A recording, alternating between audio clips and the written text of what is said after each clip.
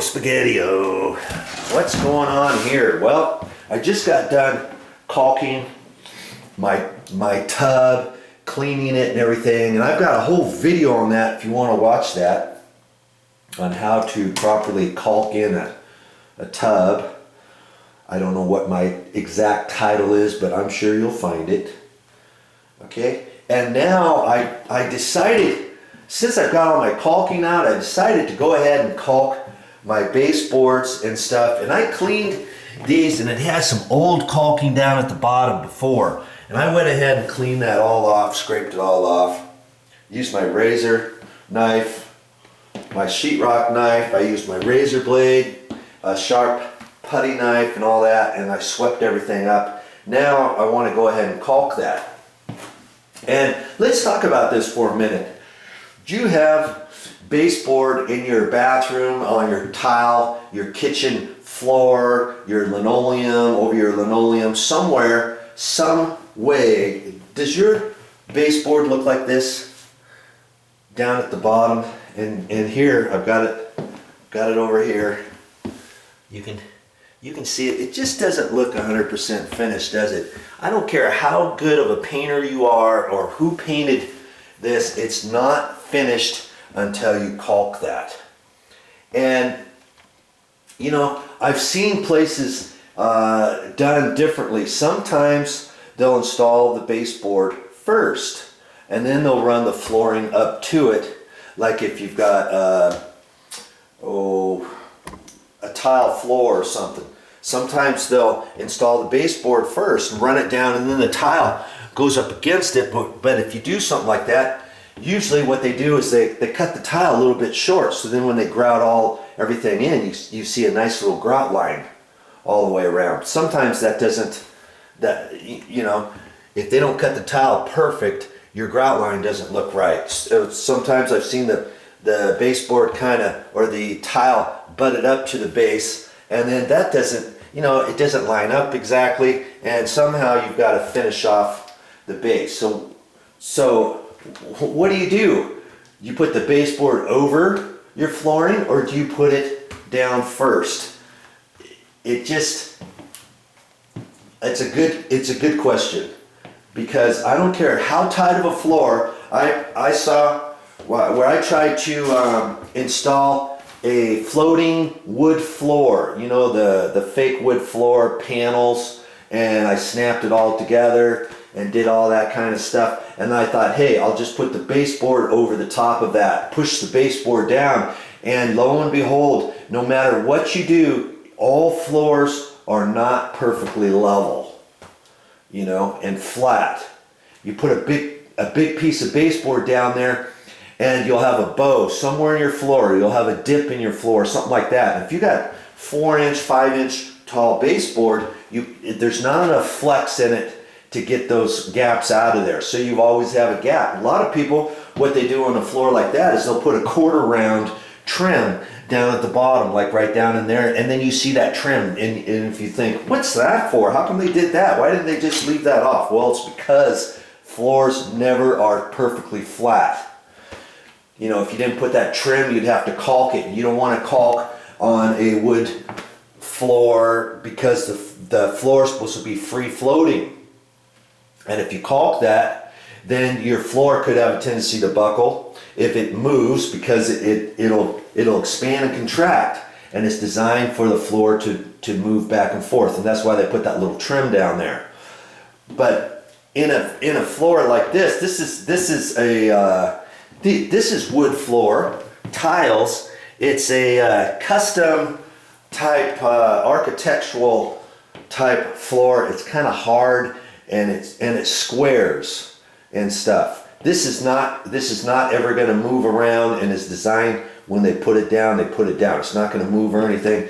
So what I'm going to end up doing now is I'm going to go ahead and caulk it. And when is the best time to caulk? Would you think maybe you should caulk it first and then paint your baseboard? Or would you paint your baseboard and then do the caulking? What I like to do is the last. I like to lots of times the baseboard always, to me, always looks nice if it's bright white. Now, see in here, see how, you know, on the walls usually you go with a little bit darker color. Look at this in here. Doesn't that look good? The doors and the baseboard, it just makes it pop, kind of, because it's so much whiter than the walls. You don't want to have your walls too light of a color, because then everything's too samey. So see how nice and bright the doors are. These doors initially were kind of an off-white when we moved in here, and we had painters come in here and paint everything. And he suggested, and I agreed, that we should make the doors whiter and the baseboard whiter, and the door jambs and everything whiter.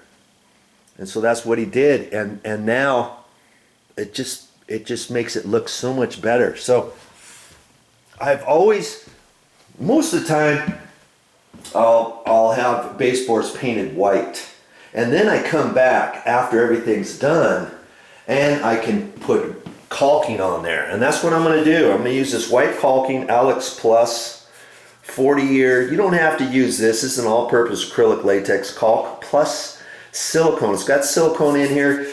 It's still, when it dries, it's going to be kind of shiny, and that's why I use this one rather than, they have an Alex.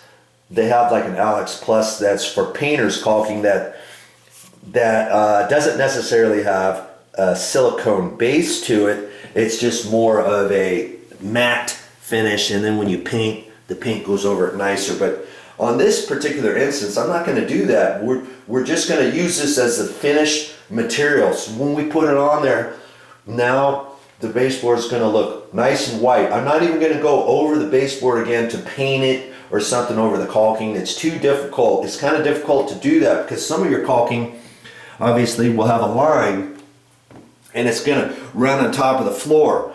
And if you get ready to paint, you don't want to have to paint that line on the floor, because that line may not be perfectly straight. Well, I'm going to get this caulking as best I can, as straight as I can, and then I'm just going to leave it. And I think it's going to look good. And I'll show you that when I'm done. And I don't know how much caulking I'm going to show you, because I've got quite a few caulking videos on my channel. And you know, I might show you a little bit or something, but not a whole lot. Okay, but one of the things I did want to show you was I've got to clean this. I've got to clean this tip out, because see, I've got it cut open, and I've used this before, and I didn't use very much. You see, I've only used maybe that much. Now, granted, I was only maybe a couple months ago, so I think I can get most of this out fairly easily. But if you have a caulking tube that's, you know, 6 months old, you've left it in your garage, you thought, I'll use that another time, and then you get ready to use it, you push on here and make sure you can push down on it. If you push really hard and nothing's moving, that's going to tell you your caulking is all dried up. But if you push on this and if it still feels spongy and flexible, you should be able to use it. But the quandary is, this tip is full of caulking, and that will dry over time, and then it's hard to get this caulking out. You squirt, try to put it in your caulk tube, and sometimes you press real hard and it comes out the bottom, or you try to punch a hole through here. Sometimes I try to take a small screwdriver in there, then you mess up the tip. Then sometimes I have to cut the tip bigger to keep gouging out, and sometimes I'll have to just say screw it, I'll just cut it. I cut it way back here and make this caulking hole real big. Well, now I can use that caulking for something, but I sure can't use it for caulking around the bottom of the baseboard, can I? Because with that, the key is to have a small tip, so you don't squirt out too much caulking at any one time. So my thing is, what I'm starting to do now is take a long screw. Here's a 3-inch sheetrock screw, and this is with coarse threads. You could use a nail too, a vinyl sinker, 16 penny galvanized or a vinyl sinker, which is the green one. You could use a galvanized nail, a 3-inch. I've even seen, you know, if your tip is longer than 3 inch, see, here's the 3-inch screw. So when I put that in, that should be far enough. But if you're, sometimes caulk tubes have a longer tip than this. Not this particular brand, but some other brands. I've seen them stick up way up far. So if I put the screw in, it's not going to go down all the way. And if you want, you could get a longer galvanized nail. You know, I've seen galvanized nails I think 4 inches long. And you got to look for them. I never use them, but I think you can get it at the store. Or you could get a screw. You could, not a sheetrock screw, but maybe a silver, not a stainless steel screw, but just a regular silver screw. You might be able to find one of those 4 inches long. Just buy a couple of them and have them for when you need them to put in your caulk tubes. So I'm going to start putting these in here, but on this one I didn't do it. So I'm going to show you what I'm going to do with this before trying to squirt this caulking out, because I don't think this is going to come out very well. Okay, that's my next step. Stick around. I've got a few more things to show you on this video. 2 days later, and I cleaned off. I just ran my hand along each one of these seams where I had caulked this, and I saw quite a few different spots that had a little bit of residue on there. Remember I said for you to do a 100% good job, come back a couple days later, feel around there and clean it off. I was initially going to clean it off with my sponge, you know, with the bristle pad on one side, but you know, I started thinking about it and I thought, hey, I'll just use my razor blade. And so that's what I did, and it scraped right off. I just felt on each one, and I felt a little bit and a little bit here and down in here, and I could see it on the light, and I just did that wherever, you know, I just kind of rubbed my hand on all the different areas, because it was very difficult for me to tell where I caulked and where I didn't caulk, because the almond caulking blends in so nicely with the grout, because it was kind of an off-white as it was, and the tile's off-white and the tub's off-white. It looks really good now. I checked everything. I rinsed out the tub. I wiped everything down, and I'm good to go. I hope your project works out just as well.